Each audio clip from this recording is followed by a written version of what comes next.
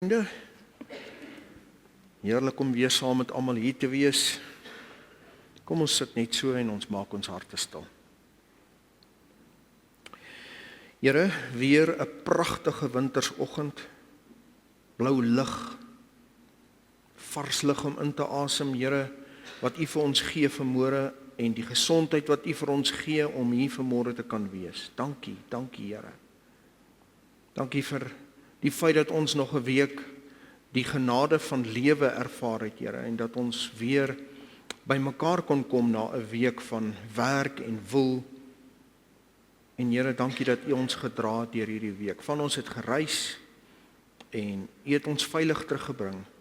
In 'n oogwink kon ons lewens uitgewis gewees het op die paaie van ons land, maar U het ons veilig teruggebring. En ons erken vanmôre teenoor U dat dit U is.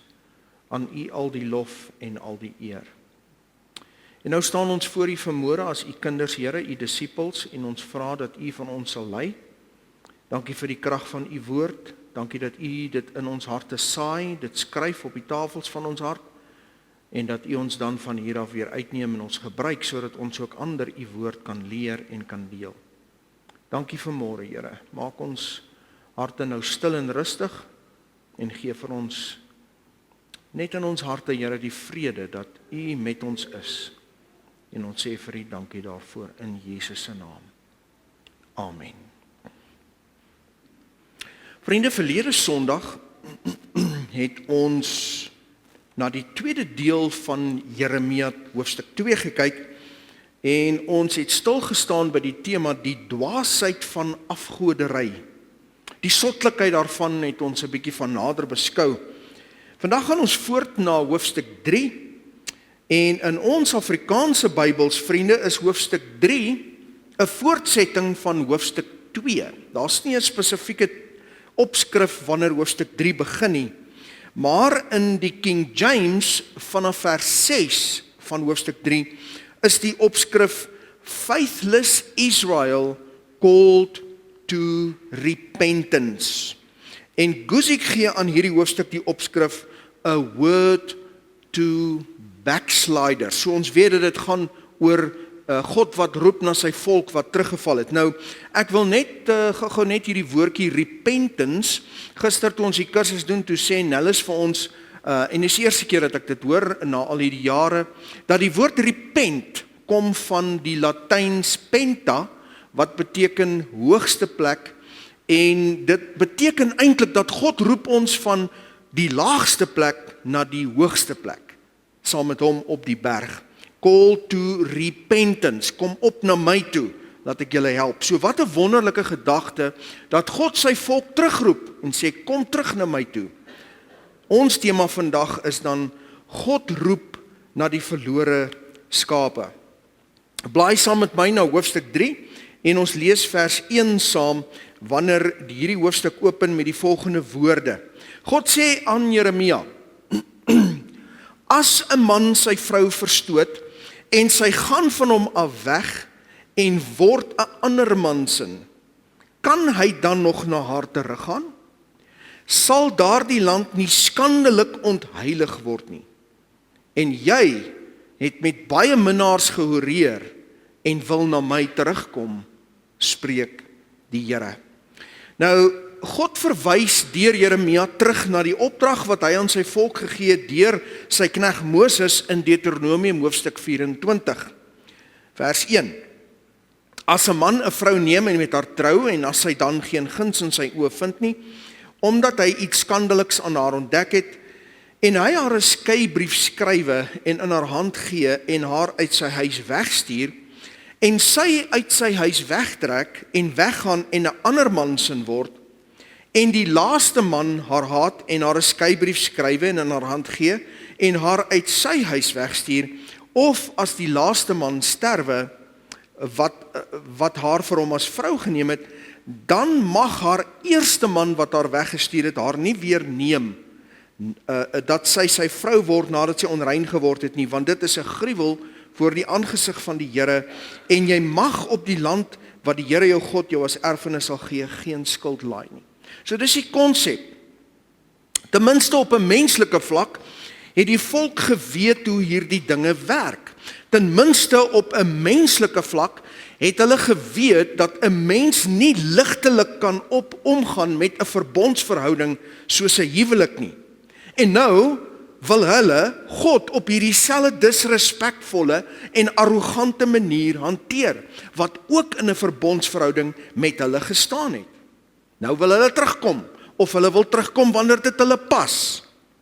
God wat op 'n ander vlak as die mens beweeg, sal vir ons nou verder in die hoofstuk wys dat hy hulle wel uitnooi om terug te keer, maar alleenlik as hulle kom met opregte berou. Nie met 'n aanmatigende en arrogante houding en erger nog wanneer hulle in die moeilikheid is en hom dan skielik wil nader vir hulp nie, wat disrespek op die hoogste vlak is nie. In vers 2 beskryf God deur Jeremia die diepte van hulle val. Die diepte van hulle verdorwenheid. Luister wat sê hy, slaan jou oë op na die kaal heuwels en kyk, waar is jy nie onteer nie? Aan die paaie het jy klaar gesit soos 'n Arabier in die woestyn.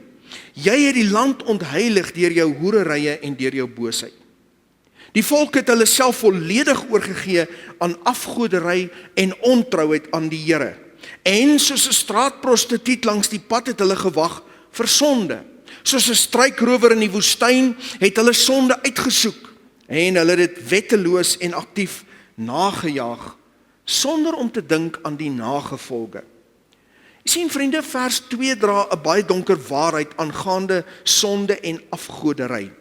Die woord onteer wat God hier gebruik in hierdie vers is die woord in Hebreëus shakab. En dit beteken ravished in die Engels of verkrag in die Afrikaans. Ons sien hierdie woord ook in Deuteronomium 28 waar God sy volk waarsku, vers 30. As julle my nie gehoorsaam nie, is die voorafgedeeltes, sal jy jou met 'n vrou verloof, maar 'n ander man sal haar skend, shakab, ravish, verkrag. 'n Huis sal jy bou, maar daarin nie woon nie, 'n wingerd plant, maar dit nie in gebruik neem nie. Die volk van God het nie eens agtergekom dat die afgoderry waarmee hulle besig hou, hulle skend, hulle verkrag, hulle vernietig, hulle uithol nie, totdat dit te laat was. Soos 'n alkoholist en 'n dwelmslaaf het hulle aanvanklik die rush en die plesier van sonde en afgoderry geniet. Maar uiteindelik, met verloop van jare, het hulle agtergekom dat hulle vasgedraai en uitgeteer, uitgehol, verkrag en leeg was. En dit, vriende, dit is die aard van afgoderry.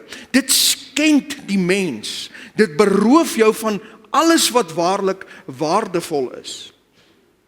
Wanneer God van ons en van sy volk getroue toewyding en gehoorsame aanbidding en volg vra, is dit nie om ons pret te bederf of ons te verkil of ons pret op te breek nie. Dis juis om ons te beskerm. Dis juis om ons weg te hou van seerkry. Dis juis om ons lewens te vervul, omdat God die tol en die prys en die uitwerking van afgoderry ken en sien.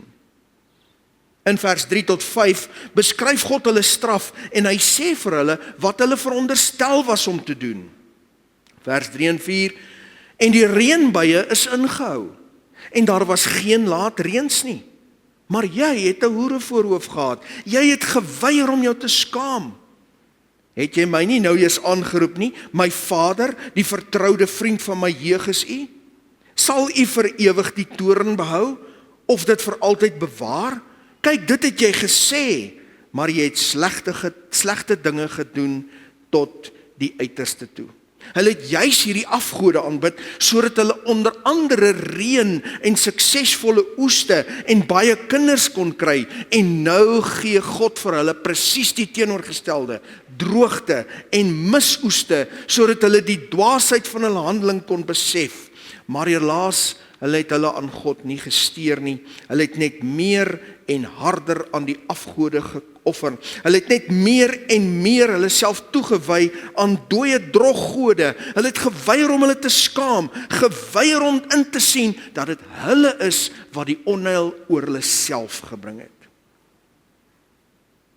Wat hulle moes gedoen het, vers 4, het jy my nou nie eens aangeroep nie, my Vader, die vertroude vriend van my jeug af is U?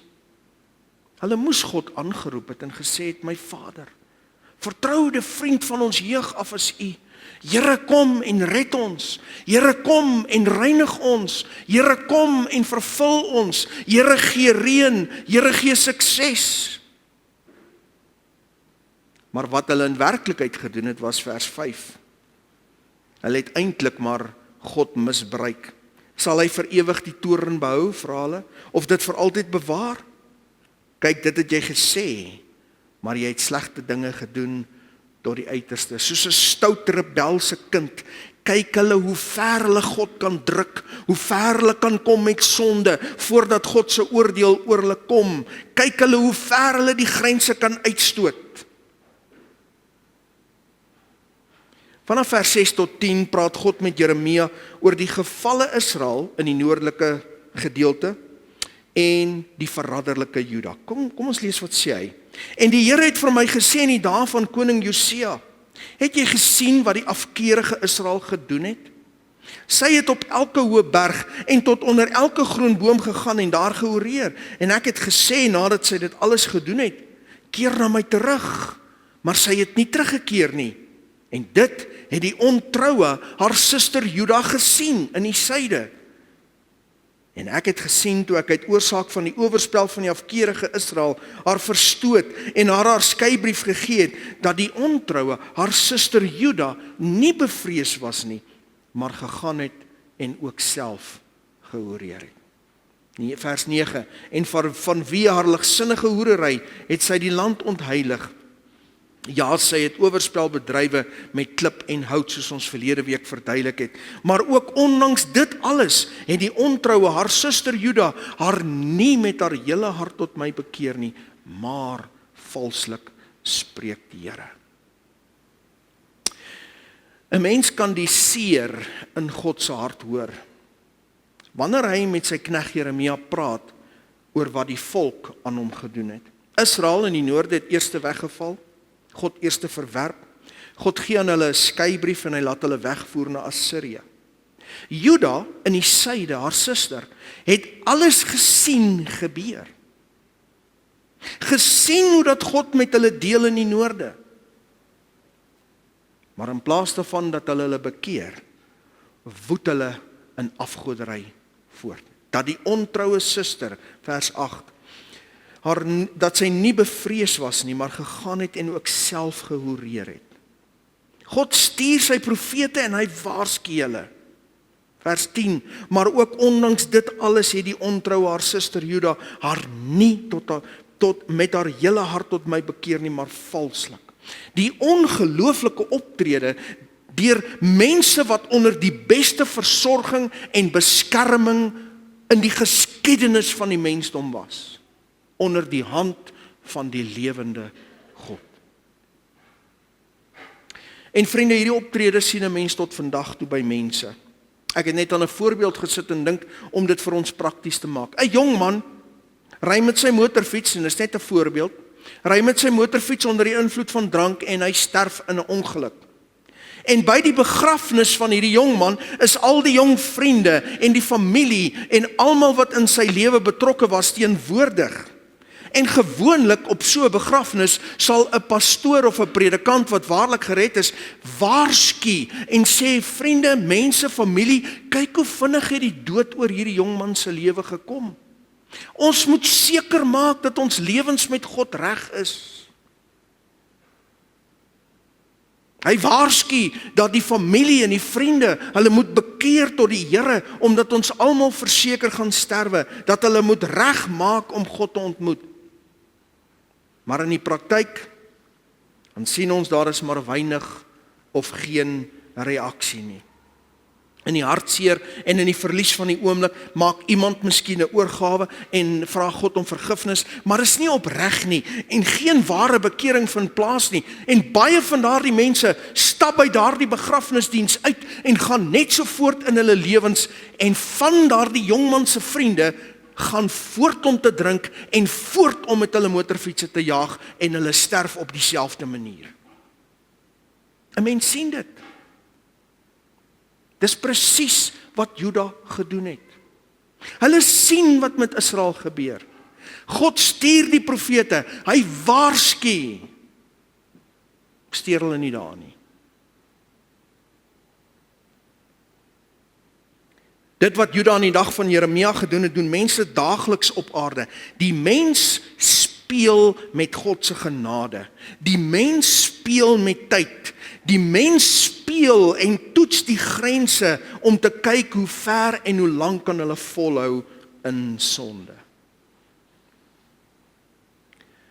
Vers 11 tot 13 toon vir ons die grootheid van God se genade.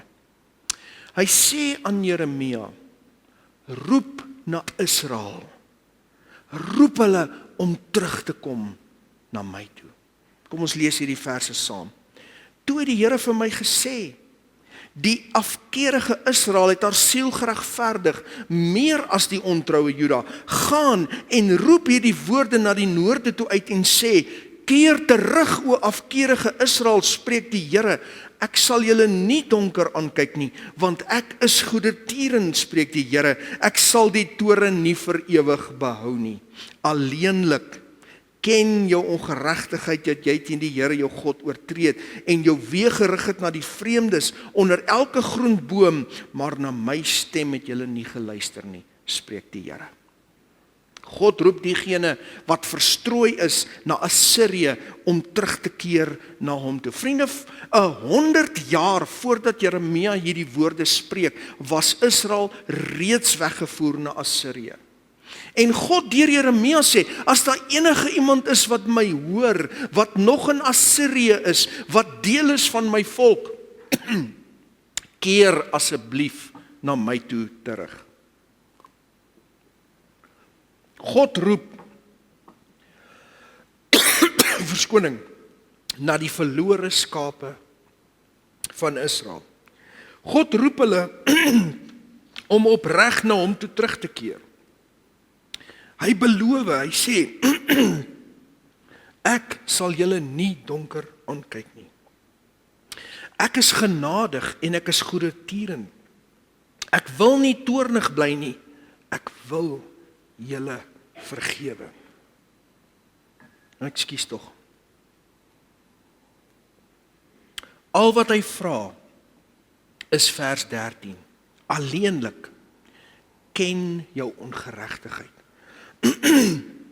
Dat jy teen die Here jou God oortree het en jou weë gerig het na die vreemdes onder elke groen boom, maar na my stem het julle nie geluister nie, spreek die Here. In vers 14 en 15 vind ons sy uitnodiging met 'n belofte. Wanneer hy vir hulle sê, keer terug, o afkeerige kinders, spreek die Here, want ek is Heer oor julle. Ek sal julle neem, een uit 'n stad en twee uit 'n geslag, en sal julle in Sion bring. Vers 15 is vir my so mooi. En ek sal aan julle gee herders na my hart, wat julle sal oppas met kennis en met verstand. Vriende, die ongelooflike genade van God, dat hy hierdie bose en afvallige volk van hom terugroep. Dat hy bereid is om die verhouding te herstel. En in hierdie hoofstuk roep God uit na sy verlore skape en hy sê vir hulle, kom terug, ek sal Heer oor julle wees. Daardie woord Heer is die woord Beulah. Dit beteken ek sal man vir julle wees. Ek sal julle meester vir julle wees in hierdie huweliksverhouding. Kom net terug, dan kanselleer ek die skeybrief. Die genade van God, die ongelooflike genade van God wat die mens terugroep. Spurgeon skryf, hy sê, dit is genade dat hy enigeen van ons sou trou, maar is genade op die hoogste vlak. Dit is die oseaan van genade by sy vloed, dat God so met afvallige mense praat. En dan die belofte, ek sal aan julle herders gee na my hart, wat julle sal oppas met kennis en met verstand. As my verlore skape net terugkeer, verskoning sal ek aan hulle herders gee, wat hulle goed sal oppas met kennis en met verstand. En hier gee God vir ons 'n baie goeie beskrywing van goeie herders, sy herders wat sy skape moet lei, waarvan Jesus ons grootste voorbeeld is, ons Here Jesus, die opperherder van die skape. Hy is die voorbeeld van wat dit is om 'n herder van God se skape te wees, die volmaakte voorbeeld. Guzik lys die kwaliteite van 'n herder van God se mense. Hy sê die volgende: hulle moet deur God gegee word, nie deur menslike ambisie nie. Hulle word deur God aan sy mense gegee vir hulle sorg en vir diens aan hulle. Hulle moet daarom herders wees wat sorg vir die kudde. Hulle moet herders wees na God se hart in die manier waarop hulle diens doen, verskoning en God se mense lei. Hulle moet God se mense voed met kennis. Hulle moet God se mense voed met begrip. Vriende, hierdie keer toe ons gaan skiet het in Douglas, die lekker wors wat julle nou eet, daar kom nog van dit, ons het nou weer gaan wild kry daar in Douglas. Hulle boer met skaap op daai plaas, onder andere. En dis maar bosserige wêreld en daar's verskriklik baie jakkals en goggas wat die skape natuurlik sal vang. So wat hulle doen is, hulle kry 'n Anatoliese herdershond as 'n klein pappie en dan sit hulle die hondjie by die skape. En die hondjie word saam met die skape groot. En ons het die een aand, ek het nie geweet, ek gaan altyd in die aand as ons klaar gebraai, dan gaan kyk ek bietjie wat gaan in die bouma aan en so aan. En ons kom daar in en hier's hierdie hond saam met die skape en ek het aanvanklik gedog, nou wat maak die hond hier? Want hulle het ons toe nog nie vertel wat hulle doen nie.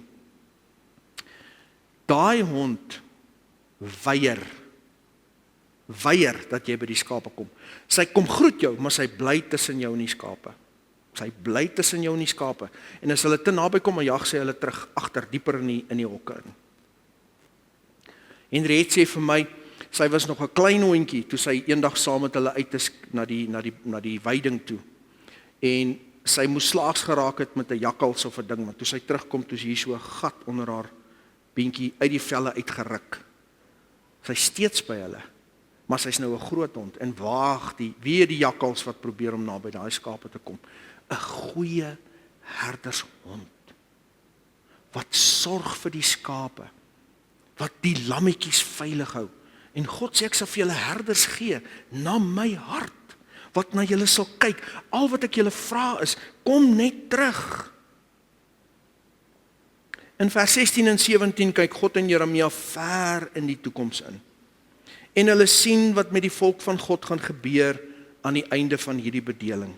En as julle vermenigvuldig en vrugbaar word in die land in die dae, spreek die Here, dan sal hulle nie meer sê die verbondsark van die Here nie.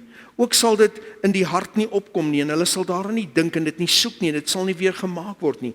In die tyd sal hulle Jerusalem noem die troon van die Here en al die nasies sal daarin saamkom vanweë die naam van die Here in Jerusalem en hulle sal nie meer wandel na die verharding van hulle bose hart nie. Nou vriende, Jeremia sal verder aan in Jeremia die nuwe verbond tema begin uitbou. Jeremia 31, maar hier begin hy aanraak die herstel van Israel. Maar dan in vers 19 tot 20 wys God vir ons en vir Jeremia dat hy 'n persoon is. En hy het 'n konflik in sy hart oor wat hier aan die gang is. Kyk net na hierdie twee verse. God sê vir Jeremia, ek het wel gedink, hoe gaan ek jou met seuns gelykstel en aan jou 'n kosbare land, 'n allersuurlikste erfenis van die nasies gee. Ook het ek gedink, jy sal my noem my vader en jy sal van my nie afvallig word nie. Maar soos 'n vrou troueloos skei van haar minnaar, so het julle troueloos teen my gehandel. O huis van Israel, spreek die Here. Amper retories vra God die vraag, hoe kan ek aan mense wat so ontrou was aan my, soveel goed bewys? Die konflik wat in sy hart het. Hoe kan ek aangaan om net goed te bewys en julle is heeltyd ontrou aan my, die heeltyd ontrou aan my. Maar God het geweet dat hy met die nuwe verbond hulle harte sal verander en dat hulle sal terugkeer. In vers 21 en 22 sien ons die wenende Israel wat terugkeer na God toe. Luister na hierdie woorde, 'n stem is gehoor op die kaal heuwels, smekende geween van die kinders van Israel, omdat hulle weg verdraai het en die Here hulle God vergeet het. Keer terug, o afkeerige kinders, en ek sal julle afkeerighede genees. Hier is ons kom na u toe, want u is die Here, onse God. Hier kyk Jeremia saam met God na die einde van hierdie bedeling, wanneer die volk van God waarlik na hom terugkeer, met berou en verootmoediging, wanneer hulle vir die eerste keer werklik besef wie hulle deurboor het. 'n Vers wat ek al so baie vir julle gelees het, Sagaria 12 vers 10, maar oor die huis van Dawid en oor die inwoners van Jerusalem sal ek uitgie die gees van genade en smeking. Hierdie is die nuwe verbond, en hulle sal opsien na my vir wie hulle deurboor het, en hulle sal oor hom, ons heiland, rouklaag soos 'n mens rouklaag oor 'n enigste seun, en bitterlik oor hom ween soos 'n mens bitterlik ween oor 'n eersgebore kind. Die terugkeer van Israel, wat 'n dag van geween gaan dit nie wees nie, gevolg deur die vreugde en die inwoners van die aarde. In vers 23 tot 25, die heel laaste 3 verse van hierdie hoofstuk, beskryf die volk van God nou self hulle skande. Hulle besef vir die eerste keer opreg hoe diep hulle geval het, hoe diep hulle God seer gemaak het en die skade van hulle ontrou. Kom ons lees hier die laaste 3 verse saam. Waarlik te vergeefs verwag hulle dit van die heuwels en van die rumoer op die berge. Waarlik in die Here onse God is Israel se heil. Maar die skande God het die goed van ons vaders opgeëet van ons jeug af. Hulle kleinvee en hulle beeste, hulle seuns en hulle dogters. Ons wil neerlê in ons skande en ons smaad moet ons oordek, want ons het teen die Here onse God gesondig, ons en ons vaders van ons jeug af tot vandag toe. Ons het nie geluister na die stem van die Here onse God nie. Een van die kenmerke van opregte berou is dat ek en jy kan sien en besef wat ons regtig gedoen het. Wie ons regtig is, die skande van ons sonde en ons rebellie, die skade wat dit gedoen het. Sien vriende, op die heuwels en op die berg het hulle geoffer aan die Baals en die Astartes, en nou erken hulle, Here, U is ons heil. Vriende, hierdie is wat ons moet erken en bely. En hierdie is ongelooflik belangrik. Hierdie moet ons gereeld erken en bely as kinders van die Here. Here, in U alleen is my verlossing. Here, in U alleen is my vrede. Here, in U alleen is my vreugde. Here, in U alleen is my volheid en my vervulling. Here, in U alleen is my krag. Dis nie in aardse goed nie. Here, in U is my krag en my vervulling. In U is my veiligheid en my vrede, Here. U is my bron. Ons moet dit bely. En jy moet dit hardop bely. Soos die volk van God dit hardop bely. Here, U is ons heil.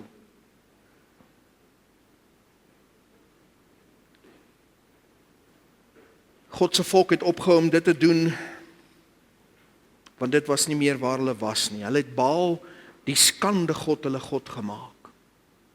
Jeremia 11 noem Jeremia Baal die skande God. Ook Hosea noem hom die skande God. Hulle het hulle beeste en hulle kleinvee en alles geoffer aan die skande God Baal. En hulle seuns en hulle dogters later aan die droggod Moloch. En die verlies en die sonde en rebellie wat dit meegebring het, was net ontsettend. In vers 25 sien ons hoe ernstig hulle is in hulle berou. Ons wil ons neerlê in ons skande en ons smaad moet ons oordek, want ons het teen die Here onse God gesondig. Ons en ons vaders van ons jeug af tot vandag toe. Ons het nie geluister na die stem van die Here ons God nie. Hulle maak nie verskonings nie, hulle gee nie redes en verduidelikings nie. Dis nie, maar dit was dit of maar dit was dat nie. Hulle rol net voor God rond in die stof en hulle prewel net hulle skade en hulle skande en hulle ontrouheid uit voor die Here en hulle sê net, Here vergewe ons het nie na U geluister nie. In die hoofstuk sien ons so duidelik die skandelike en smadelike toestand van iemand wat God dien en dan terugval. Guzik lys 'n paar, hy sê, terugval bring verwoesting en verlatenheid. Terugval wys dan in 'n verdraaide en perverse lewe. Terugval maak ons weer geestelik siek. Terugval wys in die feit dat ons God vergeet. Hy sê terugval is net iets wat met 'n kind van God kan gebeur. Net 'n kind van God kan terugval. 'n Sondaar kan nie terugval nie. Jy word gebore in sonde, maar 'n kind van God kan terugval. En dan sê hy, maar teruggevallenes kan terugkom. Maar terugkom beteken dat daar ware berou oor sonde moet wees. Terugval wat omgekeer word gedoen deur 'n wilsbesluit om na God terug te draai. Terugval word reggestel deur te erken, Here, ek was verkeerd, ek het U vergeet. God roep na die teruggevallenes vanmôre. Miskien nie in hierdie gebou nie, maar miskien later op ons kanaal. God roep na sy verlore skape vandag nog. Soos hy geroep het in Jeremia se dag na Israel en na Juda. Soos wat hy geroep het oor die eeue deur sy profete na almal wat hom verlaat het, roep hy vandag nog in 2026 deur my stem vanmôre na iemand wat na hierdie boodskap sal luister, wat teruggeval het, wat 'n skaap van God se weide was, maar nie meer is nie. Daardie persoon of persone wat eens in 'n liefdevolle verhouding met God gewandel het. Daardie man en vrou wat eens as 'n egpaar God saam gevolg en gedien het. Daardie jong mens wat as 'n kind, miskien op laerskool 'n oorgawe aan God gemaak het en later geval het vir hierdie wêreld en sy dinge. Daardie familie wat eens op 'n tyd diep en opreg en in reinheid die Here gevolg en gedien het. Vir hulle roep God vanmôre en hy sê, keer terug, o afvalliges. Keer terug, julle wat gaan dwaal het in die wêreld. Keer terug, o afkeerige kinders, spreek die Here, want ek is Heer oor julle, vers 14, en ek sal julle neem, een uit 'n stad en twee uit 'n geslag, en sal julle in Sion inbring, en ek sal julle herders gee na my hart, wat julle sal oppas met kennis en met verstand. Die beste ding om te doen, as jy teruggeval het, is om terug te keer na God toe. God roep en jy moet luister. Ek het dit al so baie gesê, die persoon wat teruggeval het, is die mees miserabele persoon op aarde. Want ons pas nie meer in die koninkryk nie, en ons kan ook nie meer die wêreld geniet nie. Wanneer ons die fontein van lewende water verlaat, word die lewe een lang bitter ervaring. Voorheen kon jy sê, en jy kon bely, in die Here alleen is my heil en my verlossing. Here, in U alleen is my vrede. Here, in U alleen is my vreugde. Here, alleen in U is my volheid en my vervulling, en in U is my krag.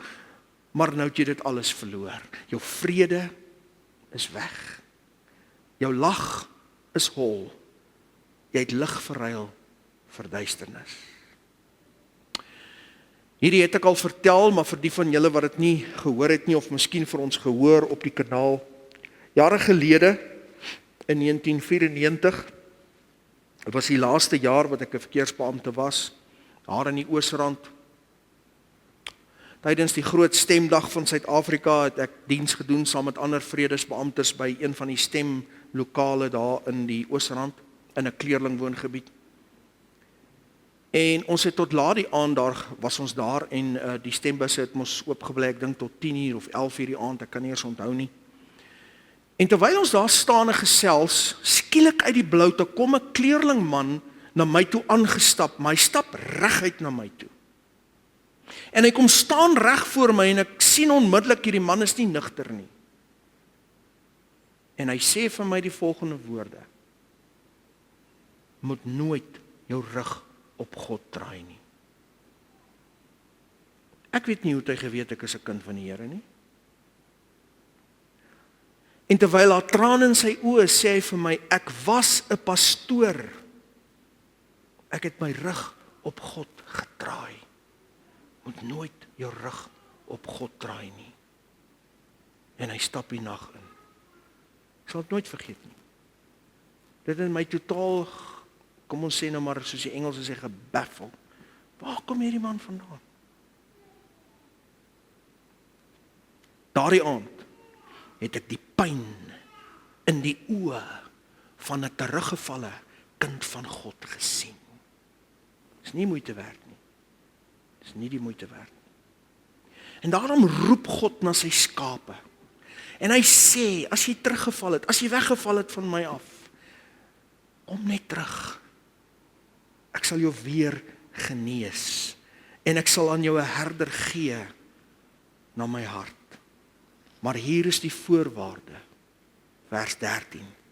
Alleenlik ken jou ongeregtigheid dat jy teen die Here oortree het en jou weë gerig het na die vreemdes onder elke groen boom, maar na my stem het julle nie geluister nie. Jy sal jou sonde moet erken. Jy sal jou rebellie moet kom bely. Jy sal moet vir die Here kom sê, Here, ekskuus. Ek het my eie weg gevolg en ek het u weg verlaat. Kom ons bid saam. Here, ek bid vanmôre saam met ons gemeente vir iemand wat na hierdie boodskap gaan luister, miskien in die toekoms. Wat u eens op 'n tyd goed geken het. Saam met u gewandel het, u aanbid het. Kon sê die Here is my heil en my verlossing. Die Here is my krag en my vrede. Die Here is my herder. Maar hierdie wêreld het my gevat. Ek het hierdie teenswoordige wêreld lief gekry. Ek het in sonde geval. Here, ek bid vir so 'n persoon dat u hulle sal trek. U wat die skape roep wat afgeval het, wat weggedwaal het. U roep daardie persoon vanmôre en sê, keer terug, o afkeerige, kom terug. Ek sal jou weer genees. Ek sal weer jou hart skoonmaak. Help hulle om te kom en te kom bely. Here, ek was ongehoorsaam. En dan bid ons, Here, dat u hulle sal herstel. Hulle in 'n goeie gemeente sal sit met 'n goeie herder of herders en dat u vir hulle sal help om geestelik te groei. Ons vra dit in Jesus se naam. Amen.